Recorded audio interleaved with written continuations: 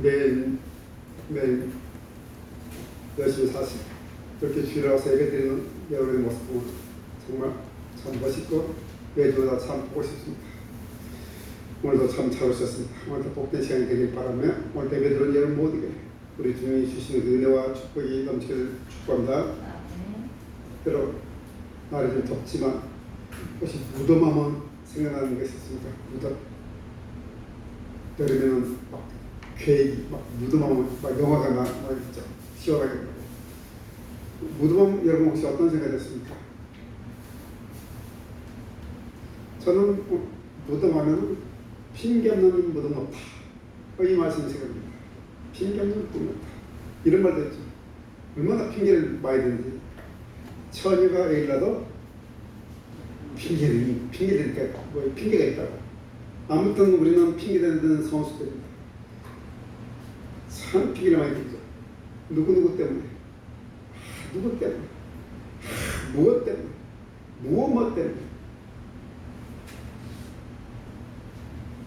어떤 사람에 대해서 또 관계에 있어서 핑계대는 것들이 우리들이 일반화됐고, 저도 그렇고, 여러분의 삶도 거의 비슷하지 않겠습니까? 라는 생각이 듭니다. 물론 그렇지 않은 분도 있을지 모르겠지만, 우리 모든 대동소이하니까. 우리는 정말 핑계를 대는 부분이 너무 많습니다. 근데 자세히 내가 핑계대는 내를 살펴보니까, 내 핑계는 나 억울해요 하고 연결되는 분이 상당히 많더라고요. 그냥 핑계에서 끝나는 것도 있지만, 상당히 많은 핑계 중에는 나 정말 억울해요 라고 포함되어 있는 그 억울함이 속해 있는 핑계가 너무 많다는 것을 느꼈습니다. 오늘 본문도 그럴 얘기죠. 나 억울해요. 에덴에 정말 아름답게 하나님과 하와가 살고 있죠. 이보다 더 행복한 것은 없습니다. 완벽한 환경 속에. 그런데 정말 아름답고 정말 풍요롭고 정말 아름다운 환경 속에서 아담과 하와는 자신이 놀고 있는 적이 있다는 사실을 도저히 알 수 없었죠. 모르고 있죠. 설마 이 아름다운 동산에, 이 멋진 환경 속에, 이 완벽한 이곳에 적이 있다고? 누가 생각했겠습니까? 또 아담과 하와 속에는 적이라는 이 개념이 없죠. 직접 경험도 해보지 않았고 간접 경험도 해보지 않았거든요. 자기를 공격하는, 자기를 해코시하는, 나를 나쁘게 만드는 어떤 적이 있다, 적대세력이 있다는 것은 꿈에도 상상도 할 수 없는 거죠. 직접 경험 해보지 않고, 간접 경험 해보고, 누구에게 들어보지 않고, 전혀 몰랐어요. 그야말로 모든 것이 풍족하고 너무너무 행복했어요. 그런데 아무것도 부족함 없는 곳에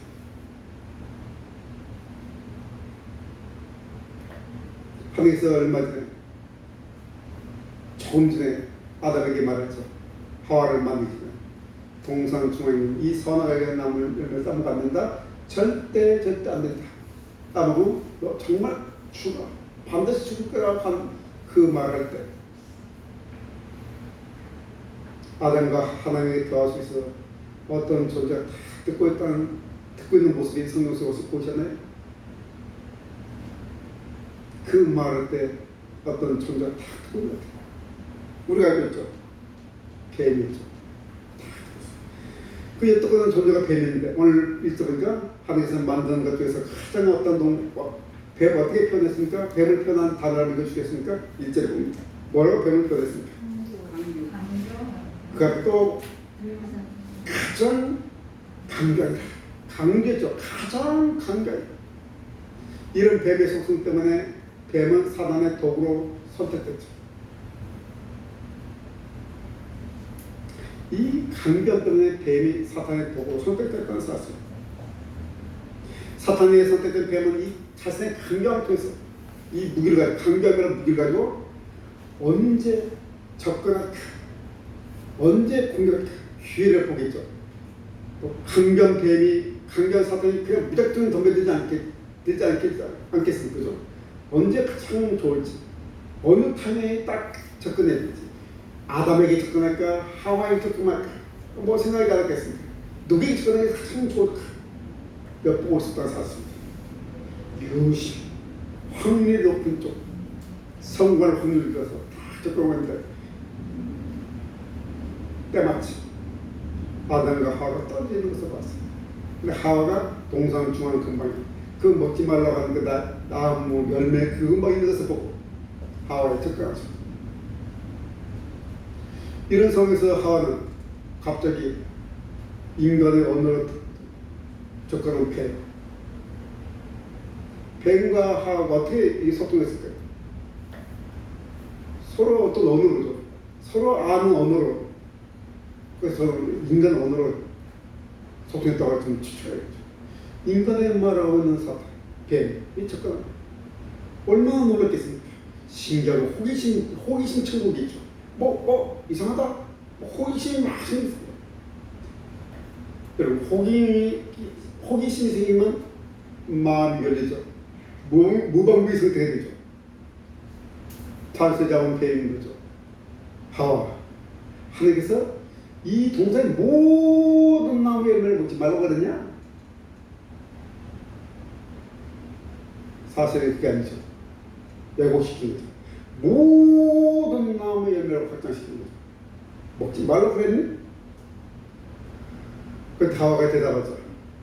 하와가 뱀하고 말을 안 섞었으면 얼마나 좋았을까 싶은데 그만 뱀하고 말을 섞었습니다.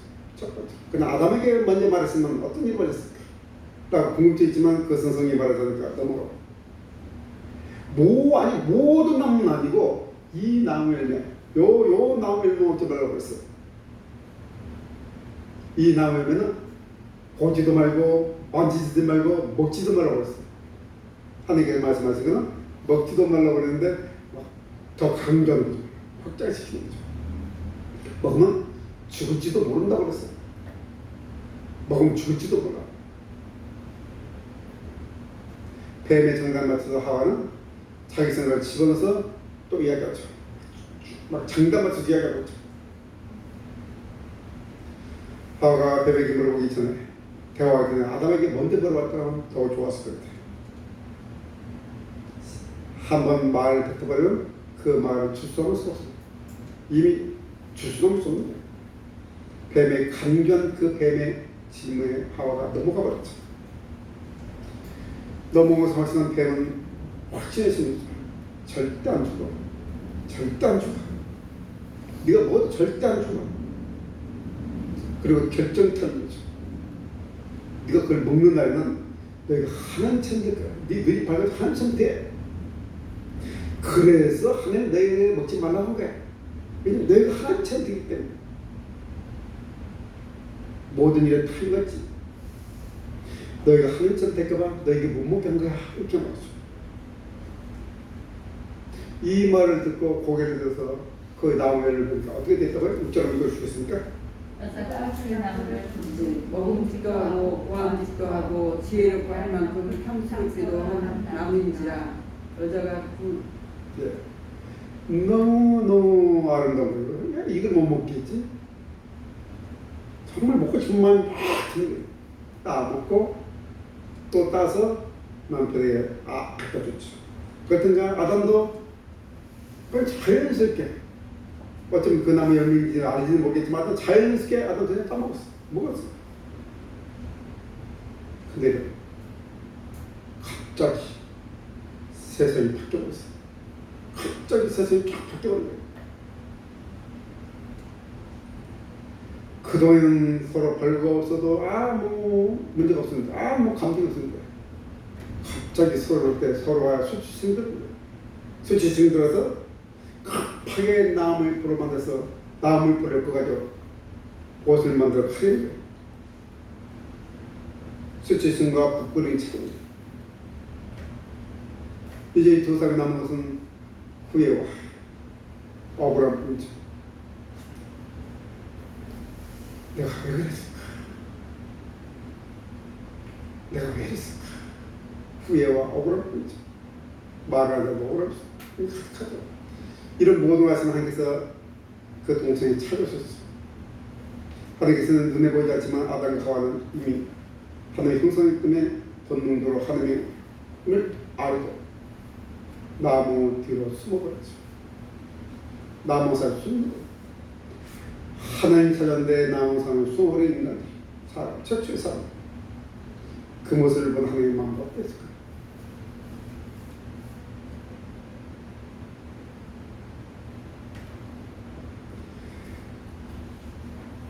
우리도 자녀들에게 각 그런 모습을 그때 부모들의 모습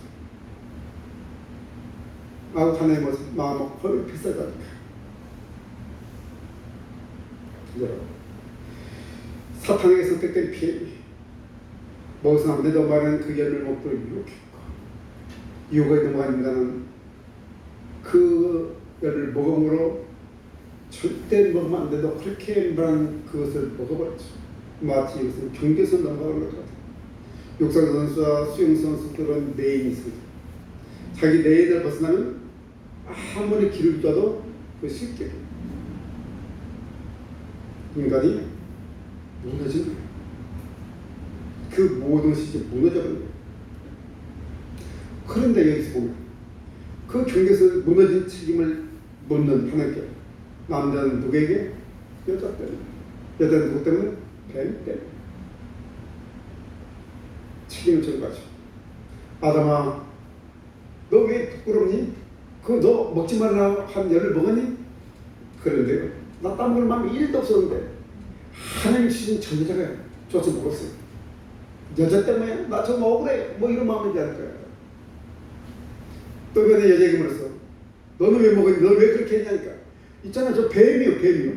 저 뱀 때문에. 정말 나 다른 거 하나도 없었는데 저 뱀만 먹으려고 해서 느꼈어. 나 정말 억울해. 나 정말 억울해. 이런 일이 이 아름다운 에덴에서 일어난 일. 정말 아름다운 에덴에서. 이 일을 위해서 하나님 약속했기 때문에, 하나님께서 말씀하셨기 때문에, 하나님도 자신의 말씀에 하나님이 지약을 받는다? 하나님도 지약을 받죠. 자신의 말씀, 자기 약속을 기면 하나님께서 말씀하셨기 때문에 아담과 하와는 이제는 하나님과 관계가 단절되고 에덴 동산은 폐쇄되고 쫓겨나게 됐죠. 그래서 거기서는 천사들을 지키면서 다시 어느 누구도 그 곳에 접근할 수 없도록 에덴 동산은 폐쇄되었죠. 그 아름다운 동산은 폐쇄되었고, 하나님과 관계도 어그러졌고, 남자와 여자의 관계도 어그러졌고, 자연도 어그러졌고, 모든 것이 어그러졌어. 인간과 인간관계에서는 고통, 고난이 찾아왔고, 결국에는 육체적인 죽음이 찾아왔죠. 결국에는 아니 영원한 죽음이 찾아오게 됐죠.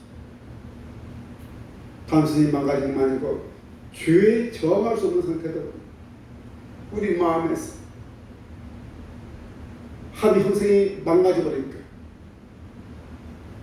죄에 저항할 수 없는 그런 상태가 되는 거예요. 그는 죄에 끌려가는 그런 생생하다는 거예요. 그래서 이제는 하는 은혜가 아니면 살아갈 수 없는 그런 인간이 없어요. 하는 은혜가 아니면 살아갈 수 없는 거예요. 근데 이후에도 우리가 살펴보겠지만 이후에 모든 인간들의 삶은 은혜가 임하지 않으면 살 수 없는 그런 존재가 되었어요. 하나님께서는 일어나던 가에게도 여전히 사랑하시고 은혜를 베풀 수 있어요. 에덴은 폐쇄됐고 이들은 이제 쫓아내야 돼요. 이제 그 거친 세상에서 살아가야 됩니다. 그들을 내보는 이들의 죄 때문에 이 가시 올르고 땅 거칠어지고 그들 농사를 지고 땅을 기우고 살아갈 거예요. 근데 밝은 모습으로 나무과 나무 잎으로 했던 것은 도저히 살 수 없는 그런 환경이기 때문에 하나님께서는 어느 짐승인지 모르지만 그 짐승을 잡아서 아담 가에게 가지고 입혀주죠. 영어 성경 보면 코트로 되어 있어요.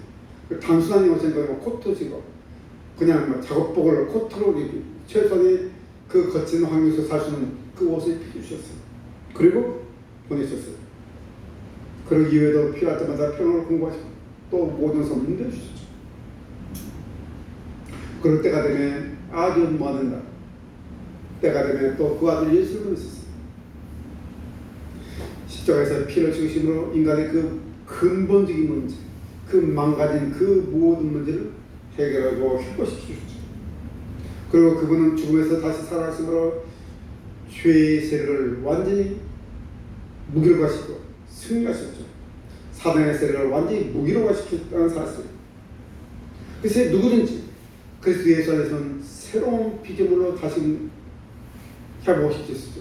새로운 피조물로 망가지기 전에 아담과 하와의 상태를 말하는 거예요. 망가지기 전 상태. 그러니 누구든지 그리스도 예수는 새로운 피조물. 이제 그것은 지나갔으니 돌아와서 그렇고 이전에 그 이전에 살았던 그 모든 것들 다 지나간 거예요. 죄에 저항할 수 없는 그 모든 것 때문에 했던 그 죄악들, 수치심, 엉망, 악한 것들, 그 모든 나의 모습도 약하고 연약하고 그 모든 수치심 모습들이 이제 사라지고 새로운 피조물. 이전에 지나간 것 새로 있었다고 선포한 거예요. 다시 망가진 것이 회복된 거예요. 이제는 죄와 싸울 수 있고 죄와 저항할 수 있게 돼요. 새로운 피조물들의 가장 큰 특징은 그리스도 안에 있는 자들과 밖에 있는 자들의 가장 큰 특징은 이 죄와 싸울 수 있냐, 죄에 저항할 수 있냐, 죄의 무게를 끌거냐, 그 차이 가장 큰 차이입니다. 우리는 지금 완벽하게 죄에 이길 수는 없지만 죄에 저항하는 자가 됩니다. 죄에 저항할 수가 있겠습니다. 하나님 은혜에서 풍성한 삶을 살 수 있는 기회를 받은 거예요. 예수께서 말씀하셨어요. 토지의 것은 죽이고 멸망시키는 것뿐이요 내가 온 것은 양으로 생명을 얻고 더 풍성하게 하겠습니다. 토지의 것은 사탄의 것은 죽이고 멸망시키기 위해서 인간을 망가뜨리기 위해서 온 것뿐이고 내가 온 것은 인간은 생명을 얻고 다시금 새로운 생명을 얻고 풍성한 삶을 보셨다고 말씀하십니다. 이제 우리는 풍성한 삶을 살 수 있는 그런 기회를 보장받은 거예요. 그 삶을 이것이 오늘까지 오늘 일어난 일의 결과고 일어난 일이에요. 그런데 왜 아담과 하와가 이렇게 문제됐을까요? 하늘과 직접적으로 서로 인격적으로 켜자고 그 모든 인식을 다 가지고 나온 하와. 창세기하면서 첫 번째 시간도 말했지만 처음 인간에게 모든 인식을 다 주어져 있지 않습니까? 아담과 하와 이후에 가인과 아벨 한 명은 양치인자 한 명은 농사짓자고 하죠. 어떻게 양치는 기술을 갖고 어떻게 농사짓는 기술이 있겠습니까? 이미 그게 다 있었어요. 그 다음에 가인의 후에 되보니까 두발가인은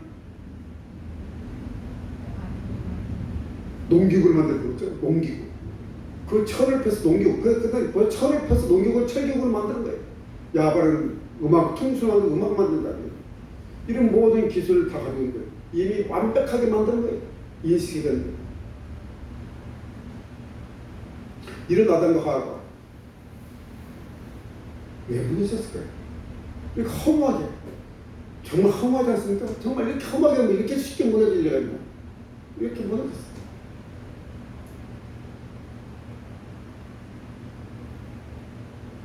이것은 지금 우리 삶과 마찬가지죠. 이번에 다시 회복된 사람들로서 이들이 아담과 하와 무너진 것을 할 바에는 우리도 우리 삶에 있어서 어떻게 우리가 무너지는지 그것을 알고 대비할 수 있겠죠. 이 무너지는 가장 먼저는 자신의 돌고는 적이 있다는 것을 몰랐기 때문이죠. 적이 있다는 것. 설마다 무너진 거죠. 여러분, 지금도 사단은 왕성하게 활동하고 있다는 사실을 알아요. 물론 사단이 지금 뱀 같은 것을 사용해서 우리를 유혹하잖아요. 공격하잖아요. 가장 멋진 거고 에덴에서는 가장 강한 존재가 뱀이기 때문에 이용을 했고 그때 가장 알맞으니까 지금 우리 세상에서 가장 알맞은 각각 사람에게 가장 알맞는 가장 효과적인 도구를 사용해서 우리를 공격한다는 거예요.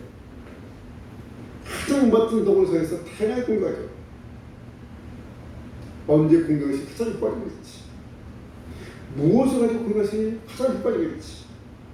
어떤 환경에서 공격이 가장 효과적인지 생각하면서 기회를 끄는 거죠. 그 베드로 사도는 너희 성질로 우는 사자같이 우리를 엿보고 있다고 말했죠.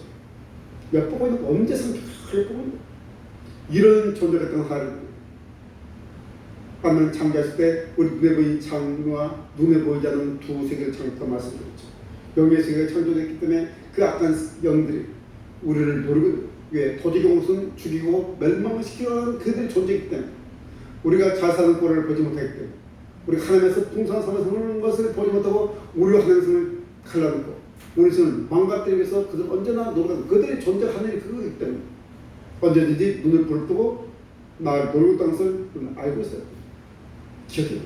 그래서 우리는 성경에서 이 간접 경험을 하는 거죠. 더는 또 직접적인 공격을 받았을 때도 있을 거예요. 그런 다양한 경험을 통해서 우리는 알고 깨닫고 경험을 통해서 배워나가야 됩니다.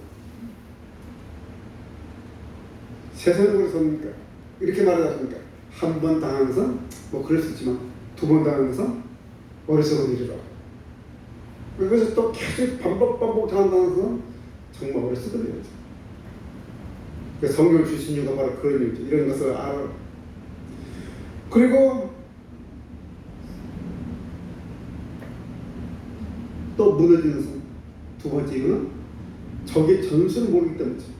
아담과 하와는 뭐 아예 적도 몰랐으니까 전술을 몰랐을 거죠. 그러나 오늘 아담과 하와의 접근하는 모습은 접근하는 모습은 다양하지만 사탄의 전술은 기본 전술은 통일해요. 성경 쭉 보면 기본 전술은 통일해요. 기본 전술을 알고 있으면 우리가 그것을 알고 있으면 굉장히 유용하게 예상할 수 있는 거예요. 기본 전술은 뭡니까? 먼저 의도된 질문으로 접근. 의도된 질문. 사단은 다 계획하고 질문하는 거죠. 동산 있는 나무 모든 나무의 잎을 먹지 말아주나? 뭐 별말 아니겠지만 의도된 질문. 모든 넣어놨어요. 의도된 사단은 우리에게 나도 모르게 의도된 질문으로 왜 의도된 질문합니까? 그 목적은 하나님 말씀을 의심하게 만들죠. 하나님에 대한 신뢰를 의심하게 만들죠. 하나님에 대한 믿음을 의심하게 만들죠. 의심하게 만들죠. 부정적인 생각이나 부정적인 대답하게 만들고 그러면서 그 결과는 의심이 우리 마음속에 들고 그럴지도 몰라. 혹시 안 되면 어떡하지? 이런 의심이 드는 거죠. 사단의 기본 요소는 일단 우리에게 의심을 가져오게 만들죠. 하나님 말씀에 대해서 훨씬 하나님에 대한 신뢰에 대해서 믿음에 대해서 의심하게 만드는 거예요. 그것이 가장 큰 기본적인 의심을 증폭되면 사람은 무너지게 되죠. 그 다음에 사단은 욕심을 심어주죠. 욕심. 내가 제공한 것을 받으면 너 훨씬 잘 돼. 욕심을 심어주죠. 너 그거 먹으면 하나님처럼 돼. 달콤한 열매를 제공할 때 내가 준 걸 받아보면 너 더 훨씬 지금 훨씬 더 좋아. 욕심을 심어주죠. 의심과 욕심은 우리 판단력과 우리 분별력을 흐려버리죠. 의심과 욕심 때문에 우리는 제대로 판단할 수가 없어요. 내가 뭐 씌웠나? 우리 그렇게 편한 듯이 내가 뭐 씌웠나? 그러다 버린 거야. 아까도 얘기했지만 이런 마음으로 나무를 배웠대. 너무 멋있잖아. 안 먹을 수 없어지면 멋있게 변해버린 거야. 분별력이 싹 사라져버린 거야. 판단력이 싹 사라져버린 거야. 분별력과 판단력이 사라지면 우리 자신을 지킬 수 없어요. 어떤 일이든지 분별력과 판단력이 사라지면 우리 자신을 지킬 수 없어요. 믿음도 지킬 수 없고 아무것도 지킬 수 없어요. 유혹에 넘어가는 통로죠. 근데 지금까지는 우리는 적을 몰랐기 때문에 문을 떠고 변명할 수 없어요. 지금까지. 이제는 우리는 다 알고 있습니다. 간직경을 그러고 전술도 이야기해 됐죠. 광명한 천사의 모습, 다양한 모습으로 우리 약점을 파고든대. 내 약점, 내가 가장 약한 거, 내가 가장 원하는 거, 내가 가장 필요한 것을 가장 약점을 찾아 파고든대. 또 성경은 이런 공격에서 이길 수 있도록 하는 것은 이미 알려주고 있죠. 에베소 보니까 끝으로 너희가 주 안에서와 그의 힘의 능력으로 강건하였죠. 마귀의 경계를 능히 타직하기 위해서 하나님의 전신갑주 입어라. 이런 사단의 공격을 이길 수 있는 방법은 하나님의 전신갑주 입는 거라고 알고 있어요. 아, 좋아요. 그럼 그 전신갑주 어디서 공급받죠? 어디서 공급받을 수 있습니까? 너희가 주 안에서라고 말해요. 주 안에서. 그렇다면 에덴에서 하나님께서 언제나 상식을 존재하는 곳이었고 함께 거하는 곳이고, 그럼 지금은 어디에 주님이 임하십니까? 물론 우리 마음에 있죠. 여기까지 저기까지 우리 마음에 있죠. 그리고 가시적으로 우리가 어디도 주님이 임할 것입니까? 바로 교회지 않습니까? 바로 우리 예배 가운데 임하시는 사실. 그래서 결국 교회가 예배가 이 시대의 경계선이죠. 우리 인생이 무너지느냐 무너지지 않느냐의 경계선이 바로 예배예요. 그래서 그것이 바로 교회예요. 교회가 참 세상에 볼 때 부족하고 싸움도 많고 모든 욕심 때문에 막 저런 사람들 교회 다니면 막 이런 말을 듣는 그런 사람 모임 집단이 할지라도 여진 교회는 세상 희망입니다. 아직 우리가 완전하지 못하기 때문에 그런 인간들의 요식증들 그런 모든 수치스러움들 악한 것들이 드러나 보이지만 그것 때문에 우리가 망하는 사람 하나님 떠나기 때문에 망한 거죠. 그런 사람들이 오는 곳이 실제적으로 교회가 되는 거죠. 그런 사람이 와서 다시 회복도 다시 망가진 생이 다시 이렇게 세운 방식이 바로 교회를 쌓습니다. 그러나 이때는 정말 모이기가 힘든 시대라고 말하죠. 너무도 바쁘고 있어요. 거기다 또 2년 전에 3년 전에 코로나가 터지면서 더욱더 모이기 힘들죠. 이제는 교회에 모이지 않고 그냥 대면 예배가 아니죠. 여기 있는 사진 찍어서 그냥 보내는 거죠. 아무 인격이 없는 영상을 담아서 보내는 거죠. 우리는 하나님 형상을 담은 존재이기 때문에 인격과 인격이 만나서 교제하는 거죠.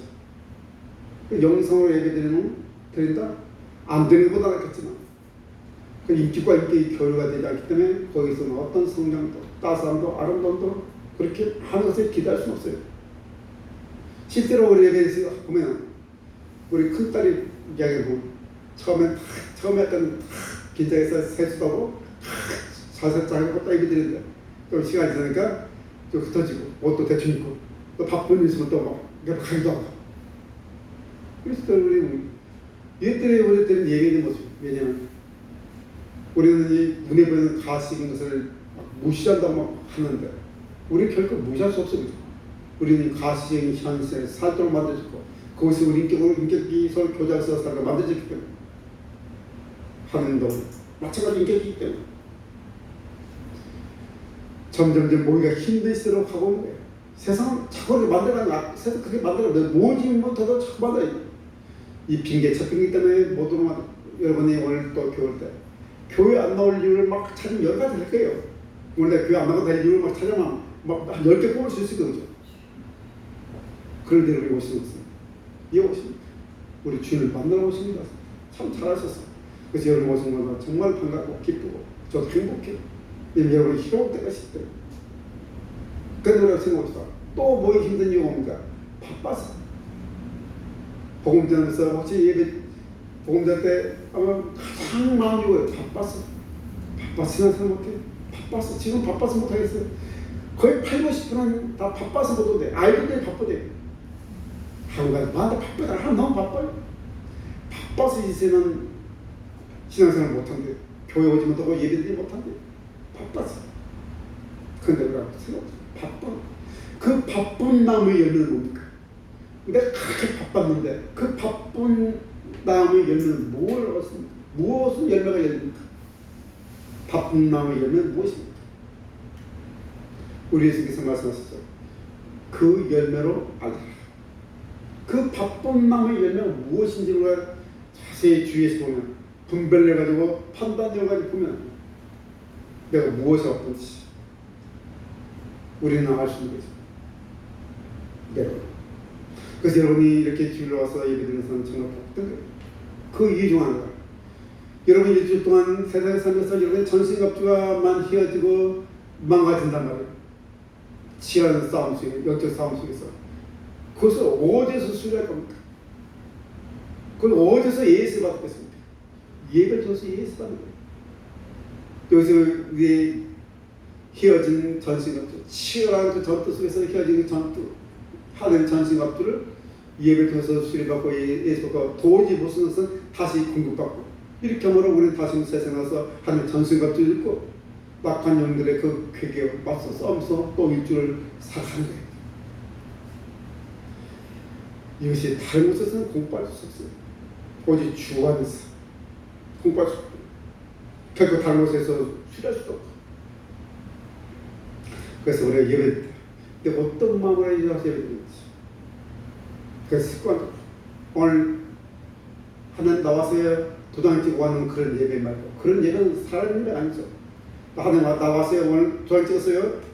6월 20 오늘 20 며칠입니까? 26일 도장 찍었어요. 이런 예배만 해요.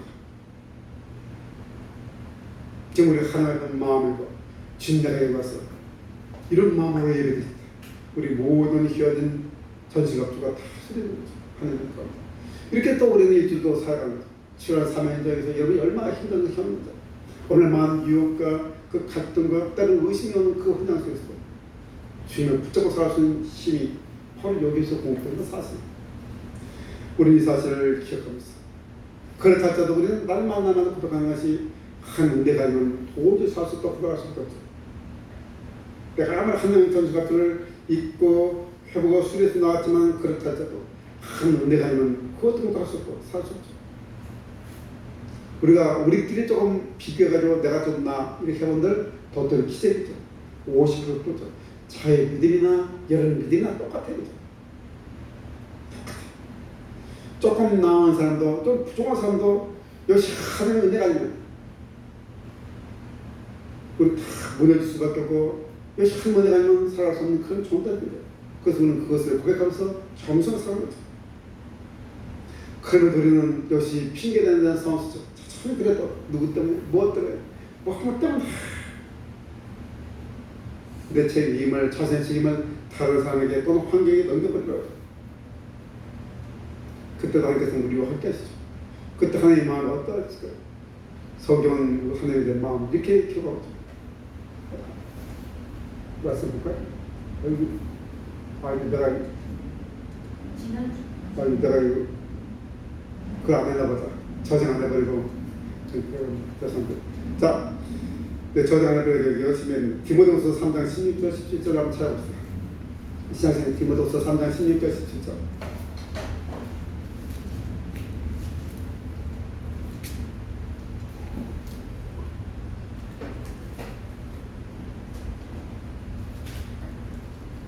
자, 같이 읽어볼까요?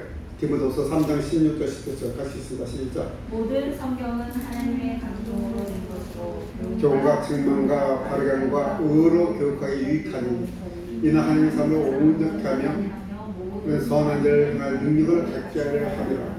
그래서 온전하게 하는 주를 전하시간다. 뭐라고 해서 하나님의 사람으로 온전하게 하기.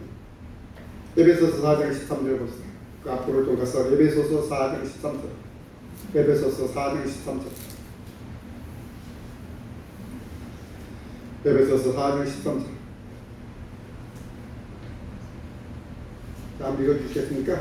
우리가 다 하나님의 아들을 믿는 것과 아는데 하나가 되어 온전한 사람을 이루어 그리스도의 장성한 분량이 충만할 때까지 이르리니 예, 그 뒤에는 이는 우리가 이제부터 어린아이가 되지 아니하여 사람의 속임수와 간사한 유혹에 빠져 온갖 교훈의 풍실에 밀려 이동하지 않게 하려 하리라. 아는 그 사람이 뭐 어떤 사람이 이루어? 온전한 사람이 이루어. 하나님은 우리가 어떤 상황을 좋아합니까? 온전한 그 원래 망가지지 않던 아담과 하와의 그 모습을 원하는 거죠. 우리가 온전히 이루어야 돼요. 우리에게 성경을 주신 이유도, 우리에게 교회를 주신 이유도, 예배드려서 은혜를 주신 이유도 우리가 온전한 방향을 나가도록 그렇게 도와주셔 주신 거죠.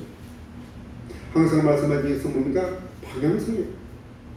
비록 우리는 온전하고 딱 온전하면 딱 비춰서 내 모습은 너무도 초라해서 말도 안 되는 일이라고 하지만 그렇지 현재 우리 그런 존재지만 아직은 온전한 나가서는 정말 한번 하지만